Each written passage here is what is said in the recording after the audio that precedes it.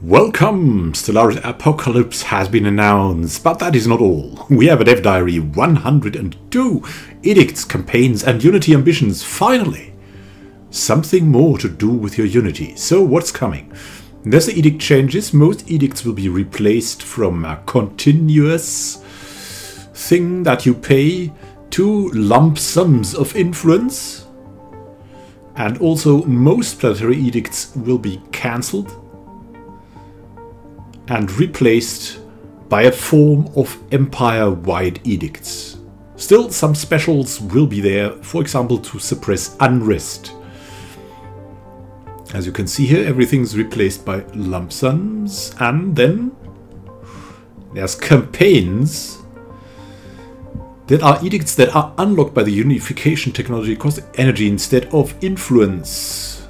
Fairly situational effects meant to be an additional use for stored energy, so energy dump, and the unity dump, so to say.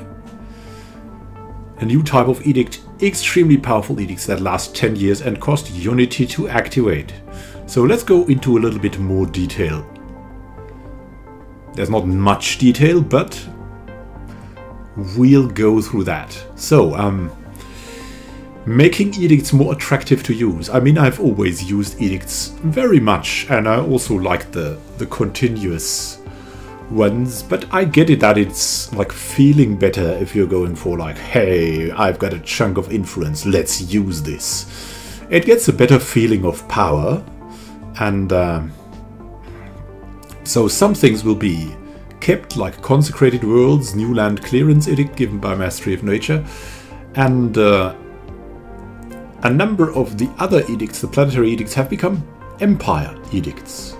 And they have been changed to work in the same way as planetary edicts, with an upfront cost and a duration rather than a monthly cost, which also makes their technologies that like increase the duration much more valuable. So these technologies now make sense. They didn't make sense. Like, you would get the technology to prolong your edicts and decrease the cost of your edicts, the lump sum cost of your edicts, very, very late in the game, when you would, for the number of planets, usually never use planetary edicts again. So this is a good change, going hand in hand with the technology that is coming to you when the time comes to use them. And so it makes sense to use them at the start and also in the end game, while as formerly you would probably never use something like production targets and capacity overload in a well-going end game if you're not going for a very small empire based on research or vessels or something like that. So they decided to move away from the monthly cost because players tended to shy away from monthly costs that bring them into a negative balance, even they are considerably hitting their stockpile cap. So, a psychological reason they had. Well, and to make managing and renewing edicts less of a hassle, they've added a message when an edict expires, which is, yeah, that is just a good thing to have. Like, you still have like the thing to, yeah, is that still what you want? Asking you, is that still what you want, or do you want to continue that instead of costing you influence all the way, or instead of forgetting to renew it? So the continuous check in your checkbox stays that way. Then let's have a look at the campaigns. What campaigns can we see? Additional use for stored energy. For example, here the education campaign Back to School. By momentarily spending resources to promote higher education programs among our leaders, their skills will improve at a faster rate. So again, leader experience gain going up for a big lump sum of energy, which is, I think that's good. Recycling campaign maybe gives you a little less like mineral cost for your pops, and healthcare campaign probably gives you more growth rate or something like that. So I really like this. I'm all for it. Also, in the case of food or even minerals, something like that could be done.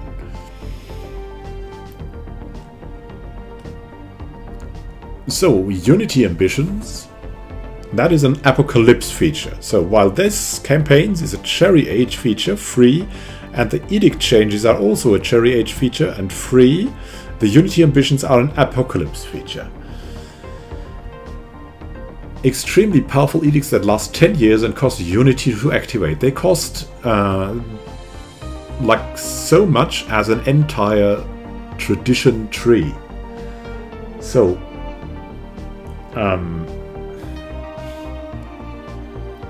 get your Unity Ambitions after researching the Ascension Theory Society technology, and activating a Unity Ambition has a dynamic cost that is calculated in the exact same way as the cost for unlocking a new tradition. Though activating an ambition will not raise the cost of future ambitions, so it's only, yeah, it's for one tradition, of a full tradition, not of a full tradition tree. Unity Ambitions are meant to give use for Unity after the player has unlocked all the traditions they want to unlock, and to ensure the resource is never completely without use. I've had that often. So I had that in my Rogue Servitors game. It's absolutely crazy. I mean, then you have the 2 million Unity sitting there and doing nothing. So it's really good. And I've also predicted that, among other people, I've also predicted that something would come with the Unity that becomes so useless after you're...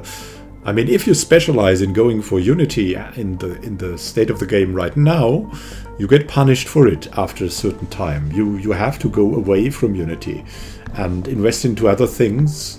You cannot just say, hey, yeah, let's go for Unity, let's do a Unity blitz, because then you'll be at a big disadvantage and you'll have to rebuild a lot of buildings that produce Unity because you have no use for it anymore. And it would be strange, like, if you think of Unity as something that holds people together, and then it makes sense to still have some use for that Unity, even after all the traditions are finished. Like, it must be useful in some way that your people stick together so good.